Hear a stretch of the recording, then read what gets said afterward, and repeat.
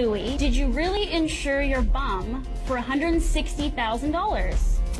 No, I don't get why anyone would ever insure their And why own would you bum. insure it in dollars as well? Because it's not like you're going to lose your bum. You could though, you could lose loads of weight. Then would what, that but be what wrong? is You the might get, insurance for? I don't get it. might get a shot in your bum. Okay. And then. And then what? That might Someone be- says, here, we've You got might this make, other bum, you and might here's make some 160 sort grand. of like deal, like endorsement deal with your bum later. Like, it might be like an advert for like some trousers or something. So you might want to insure it. Some trousers. Some trousers. Isn't My Jay- bum- His bum is really insured, and so I guess that's where the story is.